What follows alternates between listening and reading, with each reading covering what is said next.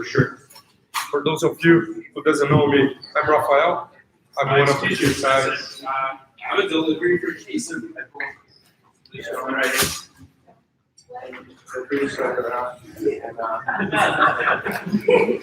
Okay, so let's keep going.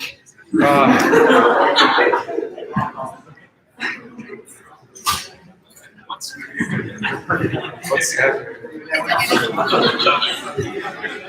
That's good.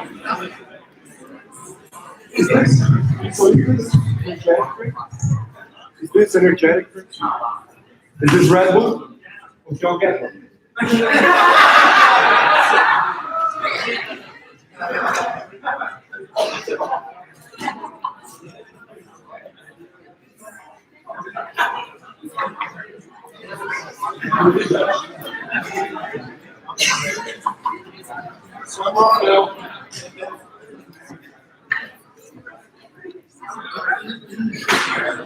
So I'm Rafael. One of the two sides. Hi, I'm Darcy.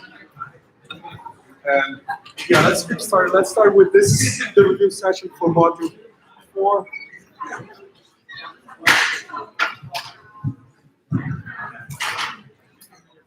And yeah, let's start.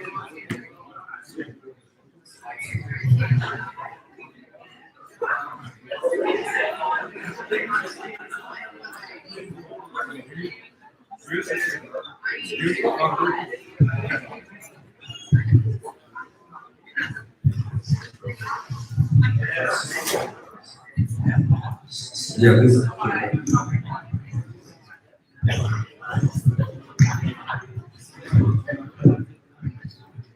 Hello, can you hear me now?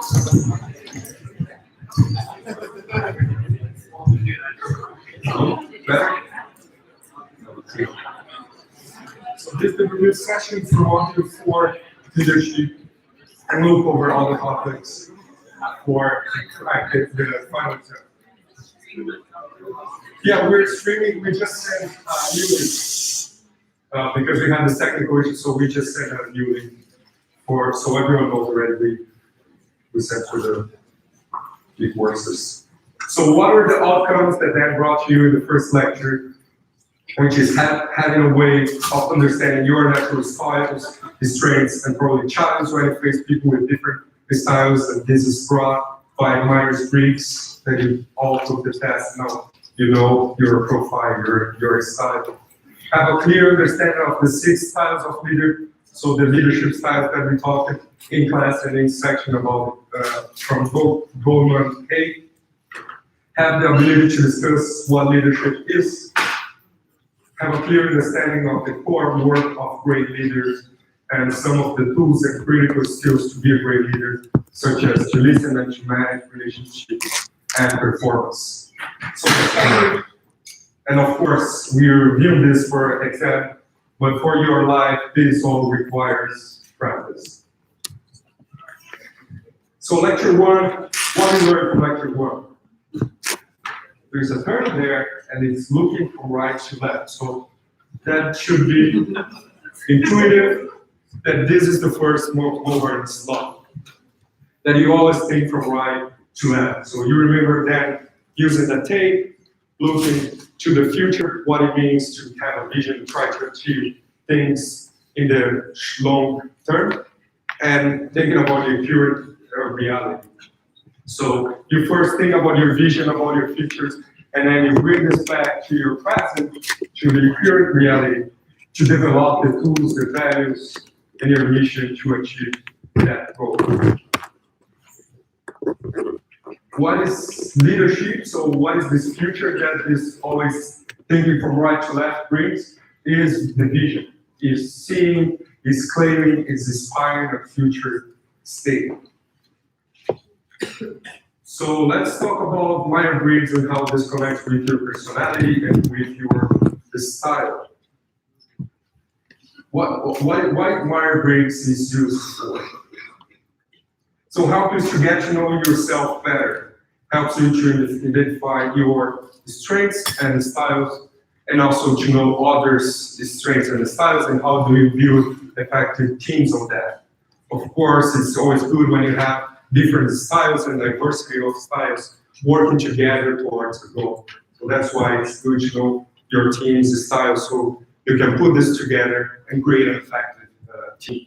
It's always a great talking point for your interviews. Being recruited for a while, being a Rajasi, we know how self-awareness is some of the requirements when you are in an interview. So it's always good to know your styles so you can share that with your recruiter in the interview, and maybe the recruiter will say, oh, this person has a very good self-awareness. He or she knows what are their styles of leadership and of personality. And there is another reason to know why you need to know yourself, is because if you don't know where you are, then you don't know where you're going. So some of the examples, or I'll bring down the concept of Myers-Briggs that you all gave at the past. This is the topic that was tell about where do you prefer to focus your attention, or do you get your energy from? So the extroversion person will be more active, will be more sociable, will get the energy, learning more about the others, about classmates, about the social network or family, and have broader interests. So I'm an ENTP. So this is how I do things. When I'm stuck in a moment that I have to get some energy, I just try to do a barbecue, for example, or call people to come to my home and start to discussing things that I need. And then to the other side, we have an introversion person, which is more reflective, inward, and focused. So it's the person that's probably getting the energy to being alone. So I'll have some classmates, for example, when they need to think deeply in a topic or a challenge that they have, they prefer to stay alone for a few hours, for example, come up with energy and ideas to keep moving for this challenge. Rajasi, you're introversion? Nice, so you can share maybe some of the examples that you're getting energy from somewhere. I hate small talk. I can't do it. I prefer to be like with a close group of people. A lot of people scare me, so this is pretty scary. But yeah, I like to be by myself, and I get my energy mostly from reflecting. Perfect. Thank you, Rajasi. We're doing this interaction. So how do you prefer to take information from two sides of this?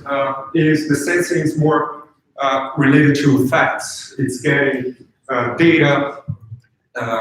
It's thinking about step by step. Trust your past experience. So, for example, I have a project in my company and I show a lawyer, and this lawyer is very sensitive. It's more of the sensitive person. This lawyer probably asks, I don't know, how many clients did you work with this topic, or do you have any data on these that may have happened in the past, or something like that. So it's more data-driven person.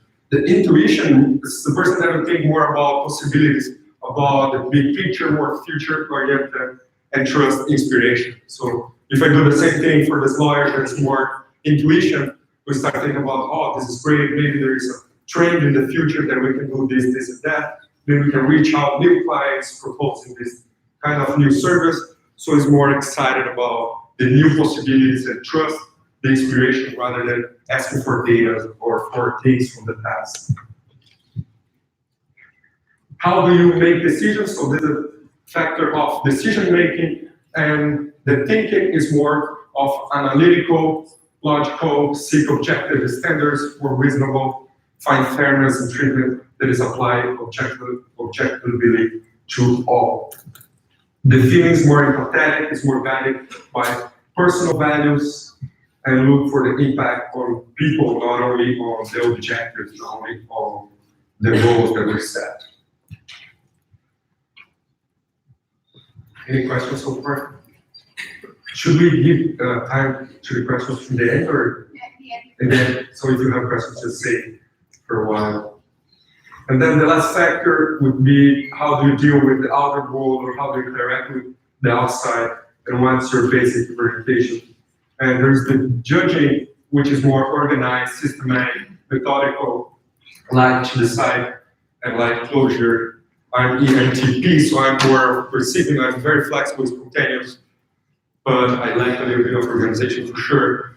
But I'm more casual, for example, open-ended, adaptable, and I'm energized by last minute decisions, for example. So that was the 4 factors, and then there is the temperaments, which is a shortcut. You're getting the 2 of the middle. For example, the S and J, they're more guardians, the SP more artisans, and F more idealists, and MT more rationals. Rajas, do you want to do a brief? Yeah, you're short of time, so let's keep moving. So let's practice.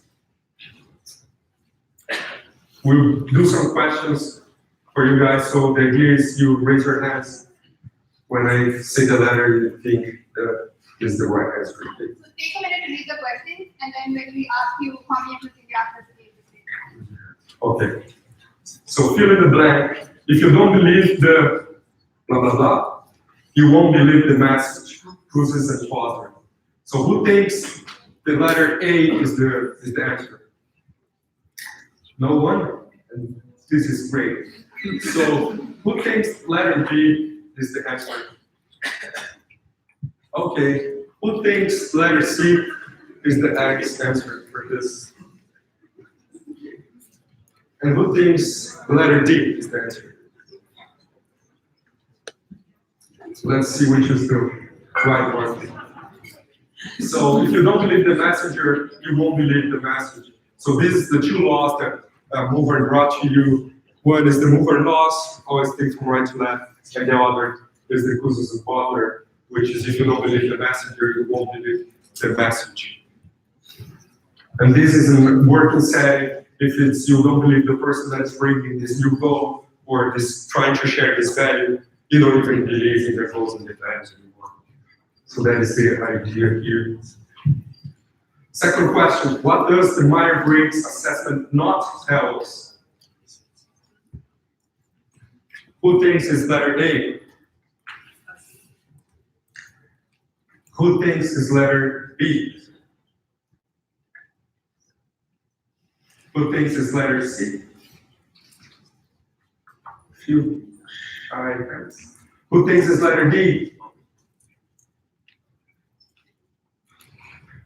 Very straightforward. So the best functions for leadership. And what does this mean is there is no wrong and right when you're talking about Myers-Briggs, when you're talking about your personality.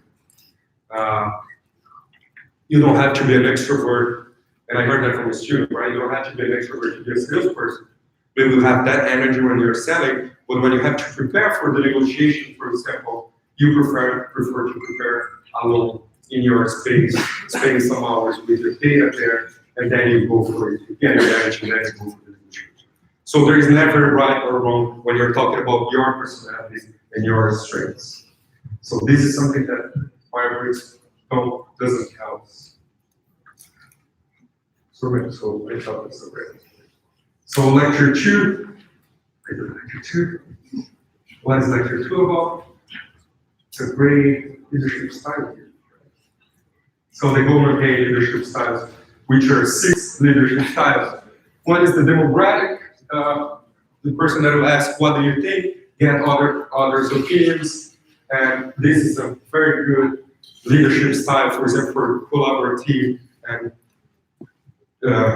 in the ideation process, or for innovation, or to gather ideas from how to tackle a problem, or how to deal with the new company's challenges. Authoritative is the one that says, come with me, let's do this. And when the business is adrift or something is going bad, then you have to be more authoritative and say, okay, I can get your opinion later, but I have to do it now. Come with me, let's finish this thing. Affiliative, people come first, it's very people-oriented, so it's the one that will put aside some goals that moment, some deadlines, some pressure, and go and think about the people. So in a moment that you have to increase morale, this is good. The team is down, everything's so pressured that team, then this person say, hey, let's get out of the office for half a day, let's talk about these issues, these goals later, let's think about good things, and try to keep up with the morale of the team. The fourth one is the coaching, try this and that, someone that will kind of like show the path and let you discover things by yourself. And this is good to improve an employee's weakness. So you show the path, and then you go there, you train a little bit, you test it, and you learn, and you improve, and you get better.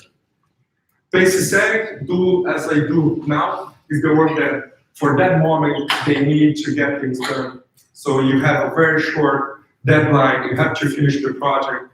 This person will say, you know guys, I can get your ideas, I know that you may be frustrated, but you have to keep our work to keep these deliverables coming so we can finish and cross this deadline with the project delivered.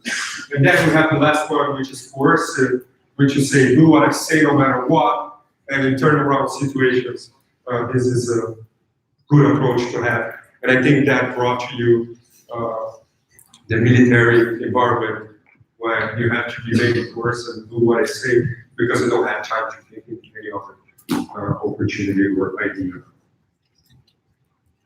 So then brought to you the seventh and deadliest style, which is that kind of a guy.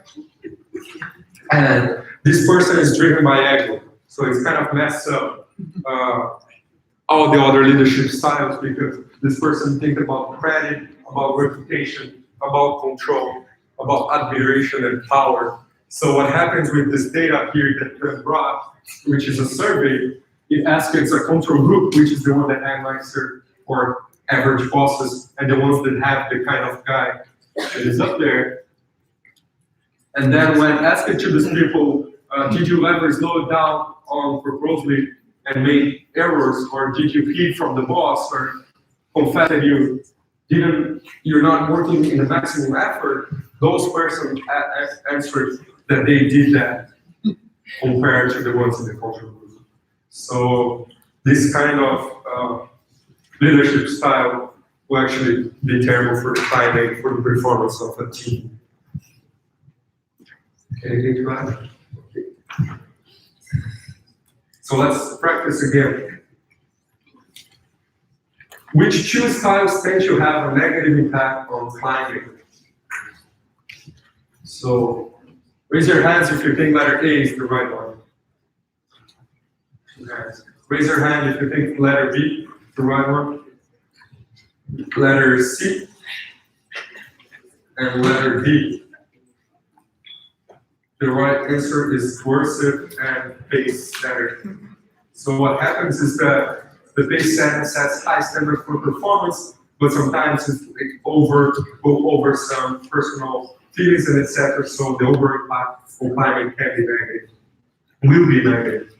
Also, the coercive and the directive will demand immediate compliance, and that will bring negative climate as well.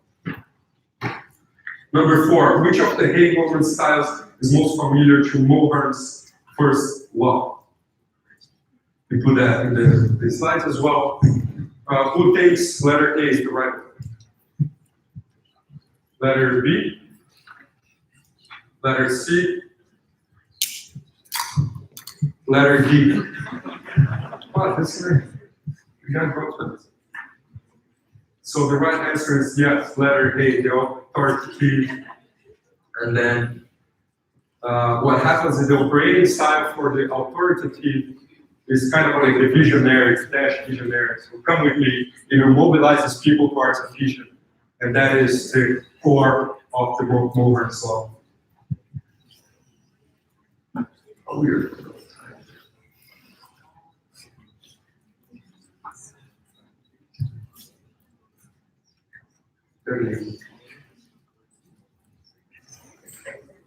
Number 5, which leadership style is best?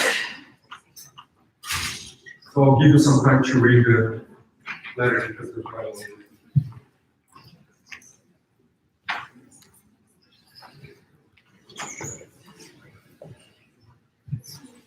So if you think letter A is the right one, raise your hands, please. If you think letter B is the right one, raise your hands. If you think letter C is the right one, yes. If you think letter D is the right one, so letter C is there is no one best leadership style. So molding your leadership style based on the situation is the best approach. You will probably fit some of the leadership styles because of your personality. Probably I like to be more democratic, but if I have to cross that, I'm approaching a deadline and I have to finish a project, I will probably be more pace-centered than democratic. That can be a little bit hard for me in that time, but I know that it's situational and I can do that for a while and then come back and be the style that I like to do. So there is no one, as the Myers-Briggs style, there is no right or wrong. There's the best one that can be used. The best one is the right one to be used in every or each situation. Lecture 3, we talked about, what is that? The values, the guiding principles, right? Honesty is one of that. That's why I put that. So then, I think Dan did the research, the survey very quick with you during lecture, and it was very close to this one. So when asked about what they think is the main values or characteristics of a good leader, those 4 is the one that came up very often.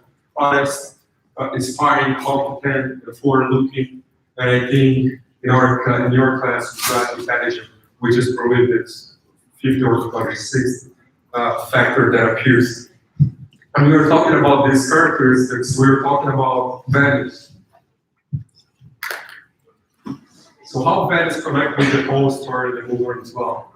So we already said about our pure reality and our vision. So values is the how, the way, the ideals to make you get to your vision.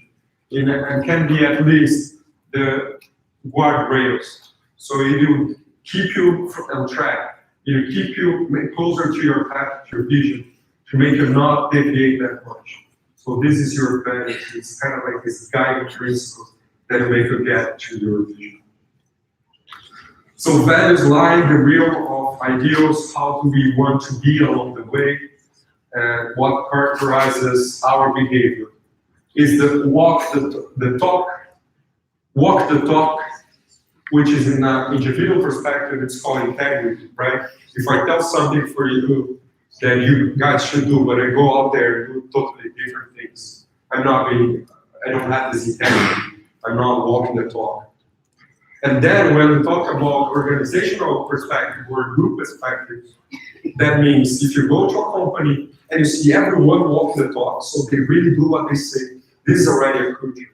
So it's kind of almost a cool thing. And I don't know if you remember the video from Google in the section where randomly employees were being interviewed and all of them mentioned productivity a few times. So this is so intrinsic in their actions that is already a future. And then when you see the values of Google and their web page, for example, you can see at least in 2 or 3 of them that they are very focused on productivity.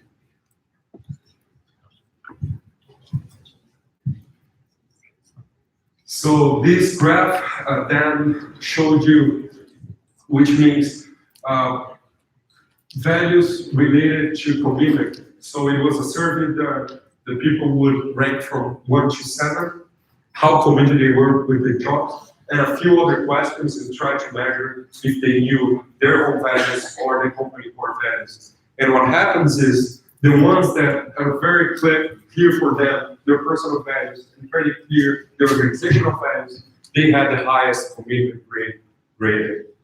But the second thing that you can see in this graph is that the ones that have very clear personal values, but not that clear when talking about the organization, they were very committed as well. So the right-hand side of this graph have higher grades.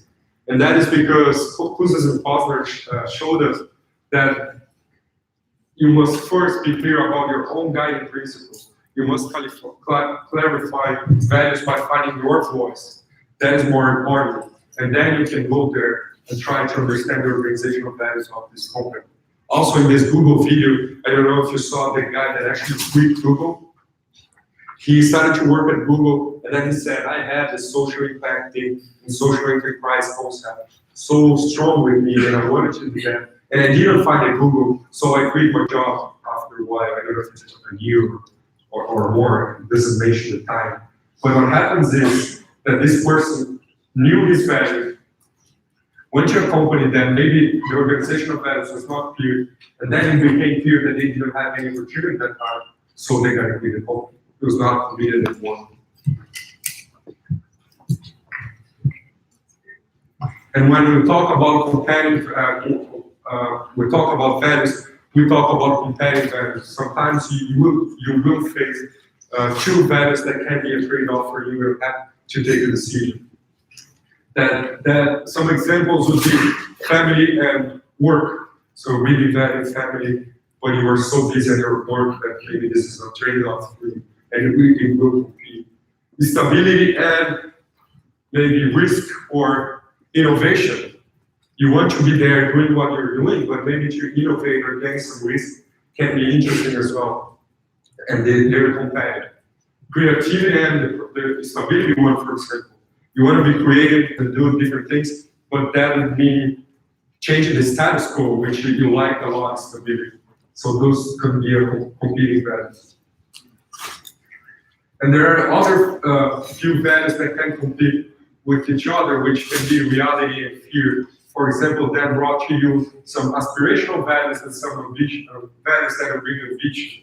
And why they compete. For example, if you have as value, you're a very honest person, but you are also thinking about reputation, for example, and then you are in a feedback session with your boss, and you want to tell the truth, but you know that the truth can be hard, and then you can hurt that boss, and you can destroy your reputation. So you have competing values, and you have to take a decision at that moment. Rajazi, any other example? Let's say you're a very honest person and you is one of the values that you want, but you're not paying your taxes. So you want to be wealthy, but you're not reporting it to the IRS. So this is how you as well are conflicting, because you don't want to pay your taxes and you state that you want to be truthful, but because you're not paying your taxes, you're compromising your wealth. Does that make sense? Very good, sir. Thank you. So let's practice a little bit about values. Question number 6. According to Professor Mohan, which pair of values is competitive? You think it's letter A, raise your hands. Letter B, letter C, and letter D. Family and kindness. You think it's competitive? It's hard to be kind to family, right? Thanksgiving, fight everywhere. It's letter C, for example, honesty and kindness. You're kind to someone, and you know that maybe to be sincere that time can hurt someone. So you're fighting with your kindness and with your honesty, for example.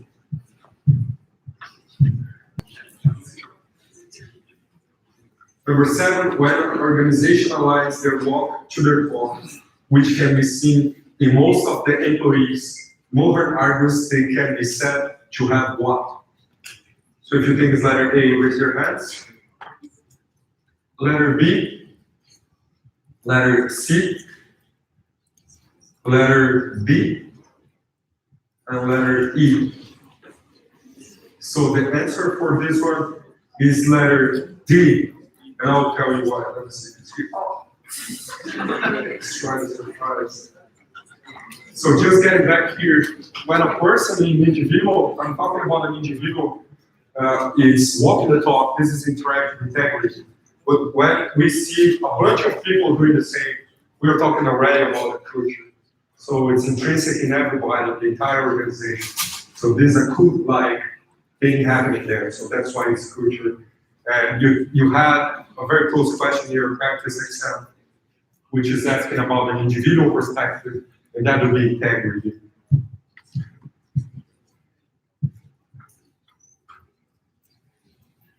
So these are, yes, sure.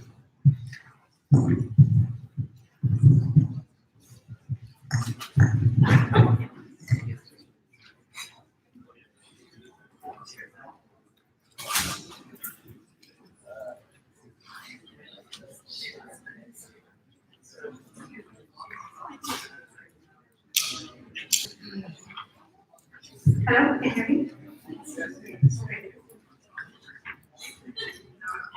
Okay. So one of the topics that we think a lot of students have question about and confusion about is vision and mission. So we try to make it easier. Vision is about where you want your organization to go, where you want to be. Mission is how you're going to get there or what are you going to do in order to achieve your mission. Vision, it can also mean who your customers are and what makes you stand out between them. So it might seem easy when you look at these two statements, but when you, let's say you get an example for Amazon, where we give you two statements and ask you, okay, which of them is a vision statement and which of them is a mission statement. For you to understand it easier, just think about it from your personal perspective. What is your vision for the next 10 years? If somebody asks you that, it means where you want to be at the end of the 10 years. And your mission statement would be how you would like to get there. So let's say you want, at the end of 10 years, you want to be a marketing analyst, right? Your vision statement is going to be, I want to be a marketing analyst at the end of 10 years. But your mission statement is going to be, okay, I don't have the skills that I need to become a marketing analyst, so I want to learn, I want to take courses, UGBA, 25, whatever. So the mission is what you're going to do in order to reach your mission, to your vision, and your vision is like what you want your future to look like. So let's take a look at this example. For Amazon, their vision is to be the world's most customer-centric company where customers can find and discover anything that they might want to buy online. So this is the kind of future that they envision. But what are they doing in order to get there? So their mission statement is we strive to offer our customers the lowest possible prices, the best available selection, and the utmost convenience. So that's the what. Now, if you read the slides carefully, you might have noticed that values and mission both have a how question associated with it. So I hope you're not too confused between mission and values. Just think about values as a guiding principles. So the how bit for values comes from how you as an organization are going to achieve it.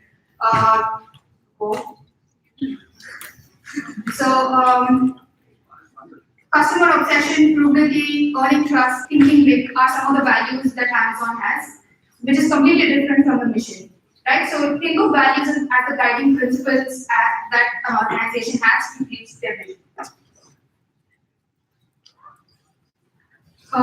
Vision helps you to express and it also helps you provide a few things.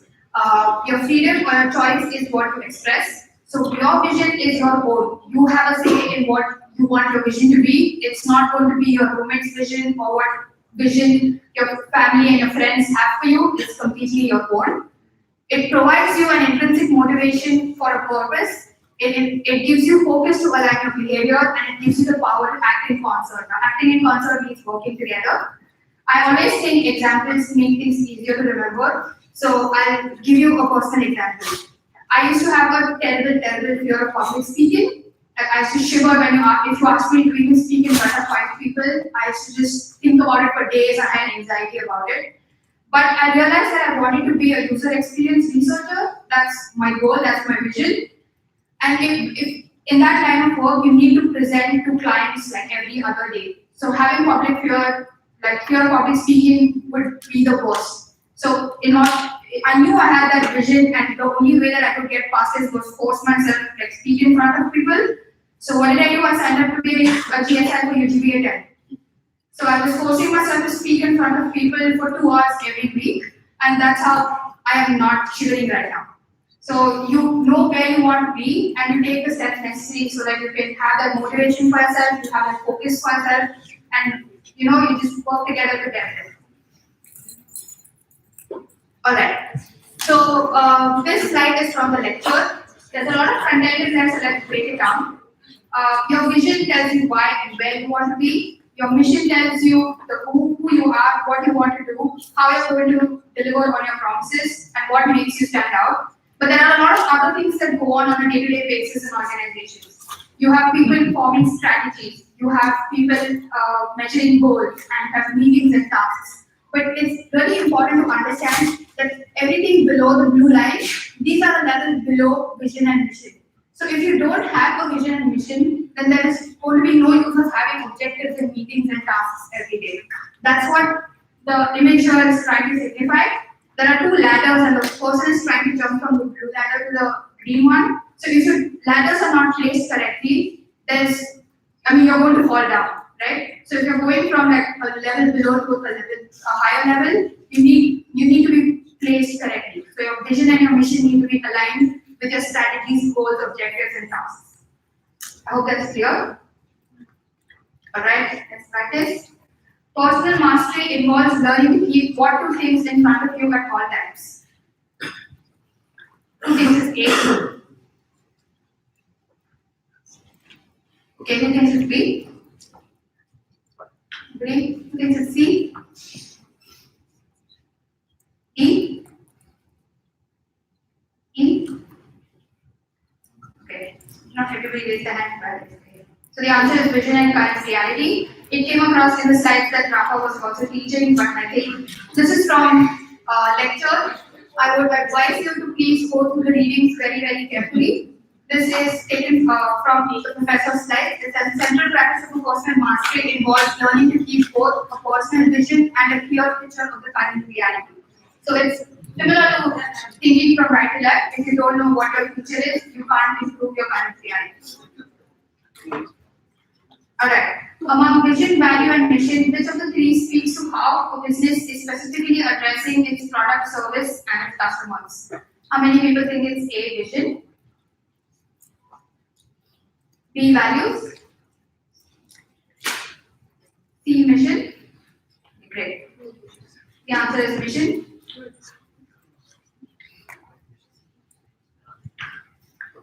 I kind of gave it away, but let's do it anyway. Professor Mahan's use of the ladder in his lecture on vision was intended to demonstrate what concept? Take a minute to read it if you like. Who thinks it's A? B? C? D? Alright. So as I mentioned in this slide over here, it's just if your vision and your mission are not aligned, and if you don't know where your ladders are placed, you're going to fall.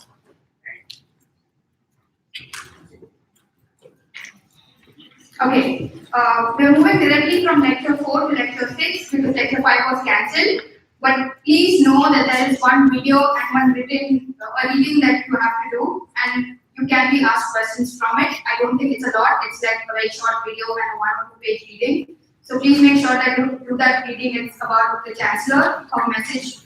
So it's fair game for the exam, and I want to let you know that please read it.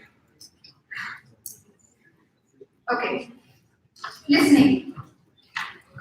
So there are 9 sequential steps that the professor has given, 7 out of which are cognitive and 2 are affective.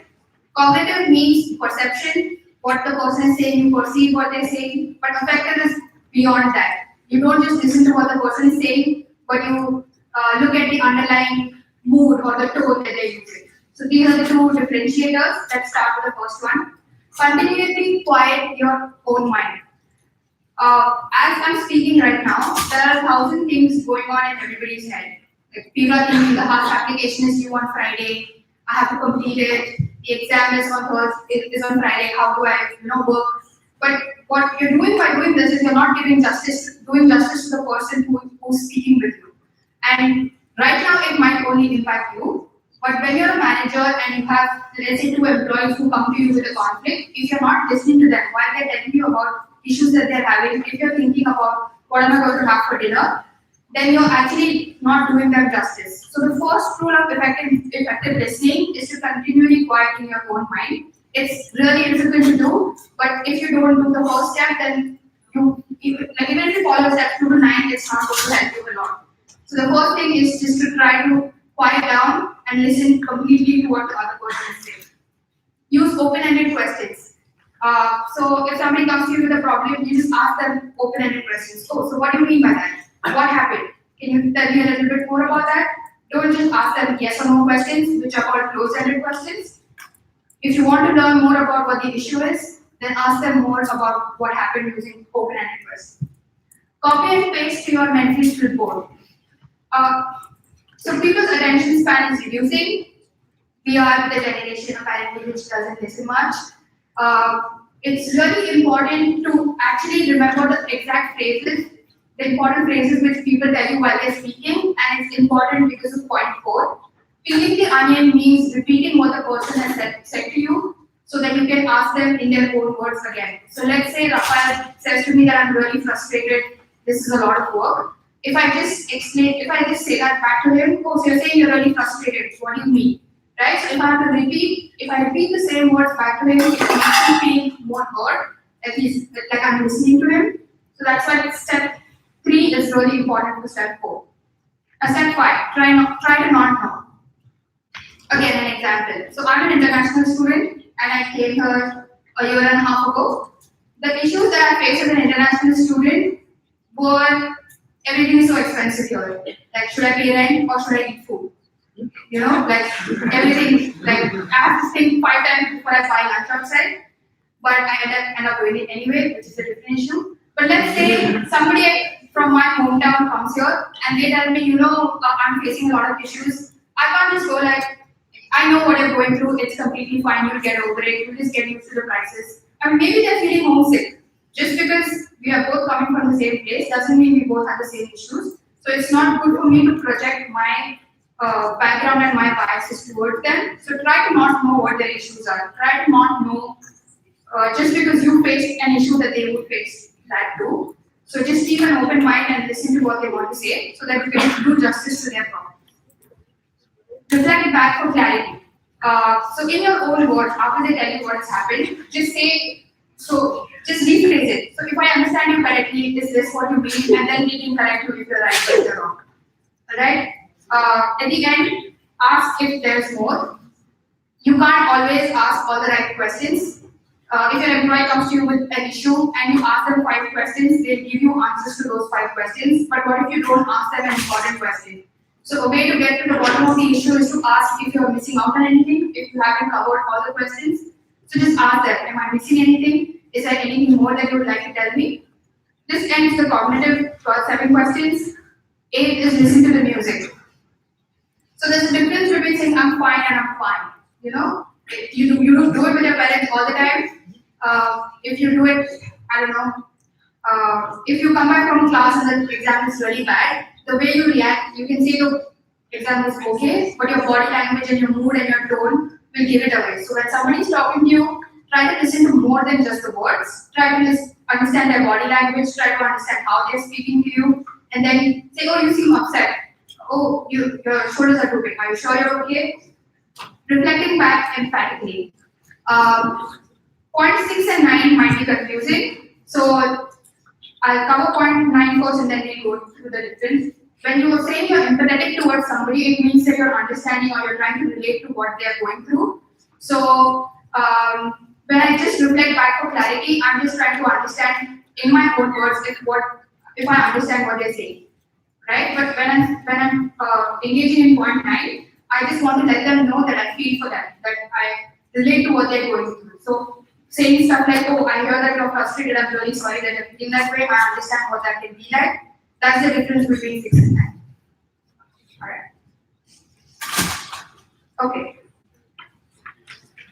According to the lecture on listening, when you are listening well, you are increasing one thing and decreasing another. What are they?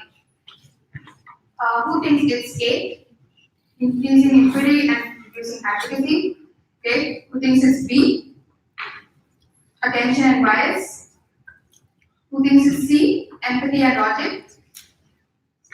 Who thinks it's D? Inclusion and criticism. Okay. A lot of you don't think anything, which is worrying. But if you don't want to raise your hand in your head, just pick the best. Like if this were on the exam, what would you choose? You don't have to raise your hand, it's fine. The answer is equity and advocacy. This is on one of the slides, so I've just copied it from Professor Mahan's slides. What does it mean to grow equity and reduce advocacy? So let's say I'm talking to Rafa and we have to allot a budget for marketing. I think that we should allot $1,000, but he says we should allot $1 million. Right? So we have a very different view on what we should do. So I'm advocating for my decision. I'm like, no, $1,000 is enough. But we like, no, we need $1 million because X, Y, Z. So if I try to inquire more, like, why do you think we need $1 million? Why do you think $1,000 is not enough? By asking these questions, by inquiring more, I'm reducing my advocacy because I'm trying to understand his point of view. So the more you increase your inquiry, the less you will less your advocacy will be. From the listening lecture, out of the 9 qualities in the step-by-step approach to listening that we just saw, which quality is affected? How many of you think it's A? How many of you think it's B? C? D? Okay, so it's A.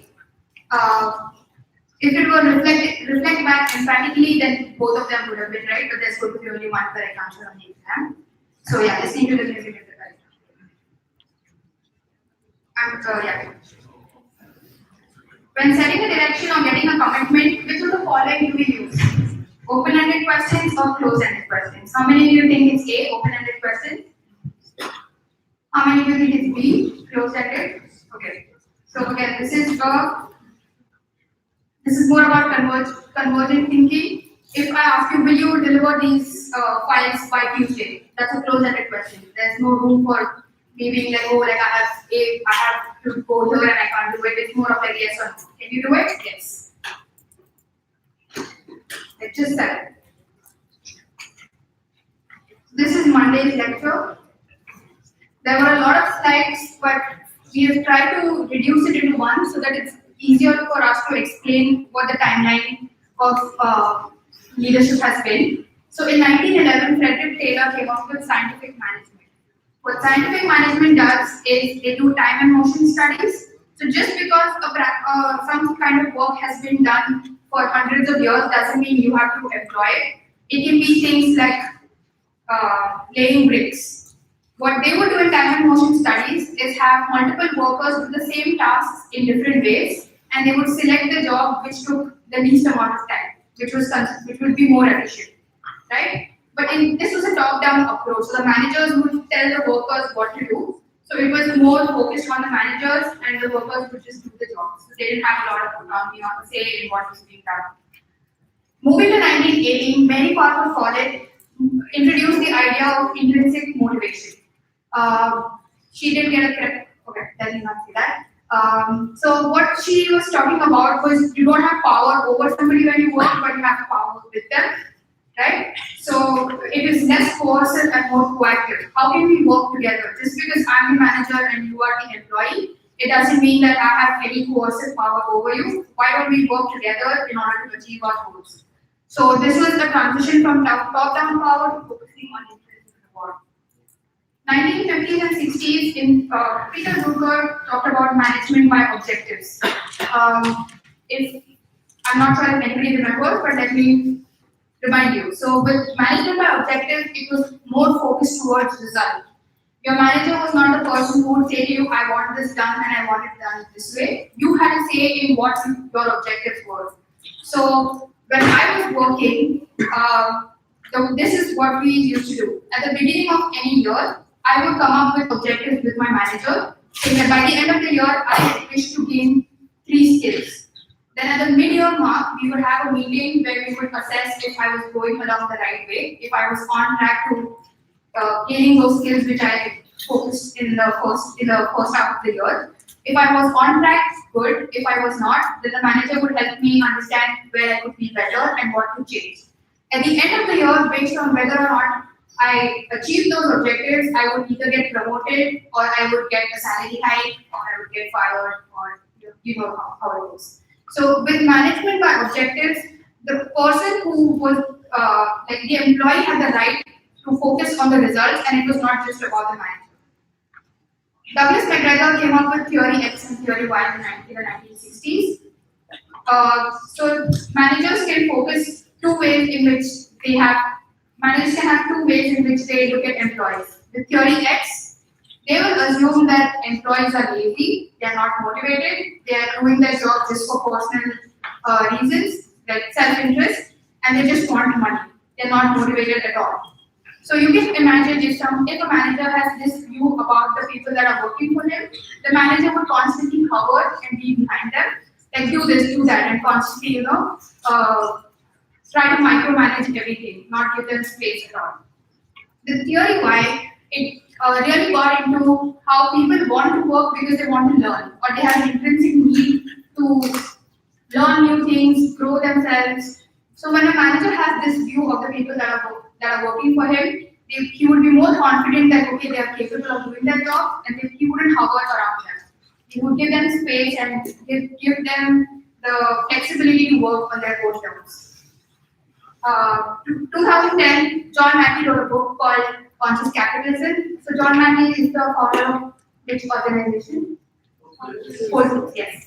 So what he said is there are 6 stakeholders, and you should try to establish a win-win situation among all these 6 stakeholders. So customer, investor, employee, supplier, community, and world. Now, if you try to see the shift between how it worked from 1911 to 2010, in 2010, we're not just talking about people who we're making money for. We're not just talking about, okay, this person is the one who should profit the most because he's my boss and he has a big share in my company. In 2010, we're talking about how can we do justice to our customer? How are we sourcing our product? I think in operations, we saw the example of how Levi's tried to change the way that they source the cotton because it took 1,000 gallons of water to produce just one pair of jeans. So Levi's tried to change the way they source their cotton.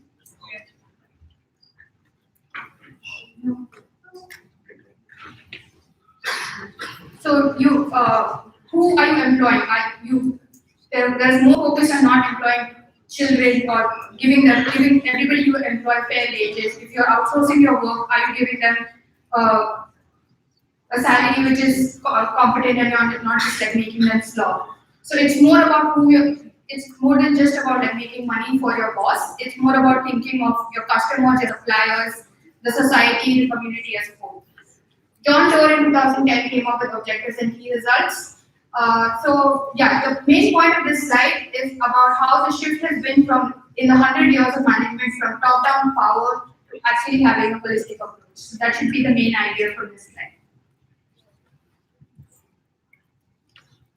This has been discussed at length in Monday's lecture and I think a little bit in today's lecture too. According to Professor Malhern, the biggest thing that a manager manages is promises. If I ask you, will you be able to do this?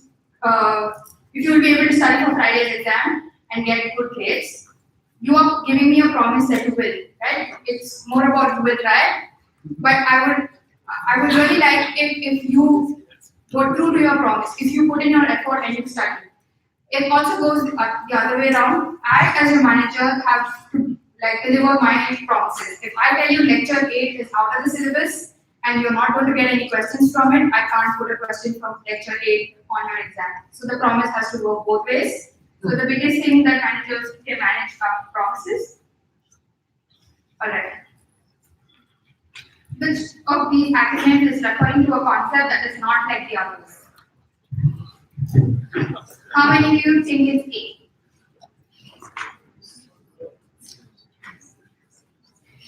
Okay, how many of you think it's B? How many of you think it's C? What about D? So it's A because objectives and key results, management by objectives, and SMART goals are mostly talking about quantifiable objectives or goals that you set. But do what I say is what I do is mostly a philosophy of like coming through your promises and doing what you say you're actually going to do. This is on the lecture slides. Okay, take a minute to read this.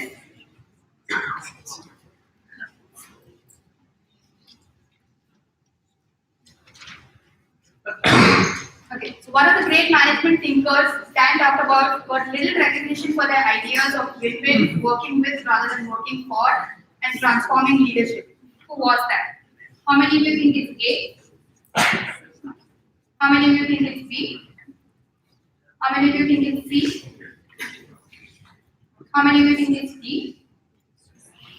Okay, so you're right. The answer is any parts of knowledge on the slides. Which of the following theories talks about intrinsic motivation? How many of you think it's theory X? Theory Y? Management by objectives? Okay. I'm just referring to the slide where they say people intrinsically wish to contribute. Okay. So I hope everybody here knows that lecture 8 is out of, like, you're not going to get any questions from lecture 8 except the reading that was assigned. So in today's lecture, I saw a lot of the slides were about important quotes that were there in the reading. So make sure that you do those, but you don't have to worry about anything else from lecture 8 coming on your exam. That's Dan's promise to you. So we have just one question from lecture 8 as practice. So let's see how many of you have done the reading, because this is on the first page of the reading. Jim Cameron's book on positive leadership sets out 3 orientations for positive leadership, which is not one of them. How many of you think it's A, consciousness, B, affirmative bias, C, encouraging the heart, and D, positive deviance? Okay. Please read the article. I know I think it's 22 pages, but it's 2 chapters. But he discussed quite a few of it in class today about positive climate. So it's not that bad. I skimmed it and it's not bad. So don't worry. The answer is encouraging the heart. This is on the first page. So when they say about positive deviant performance, they're saying doing a good job, which is, when you say something is deviant, it's like different from what happens regularly. So doing positive deviant or is a positive deviant performance. Affirmative bias is more about thinking the minimum about stress and thinking about positive communication, optimism, and strengths. Virtuousness is having high moral standard for yourself. So please read it. It's not that bad, I promise. And that's it. Good luck for Friday.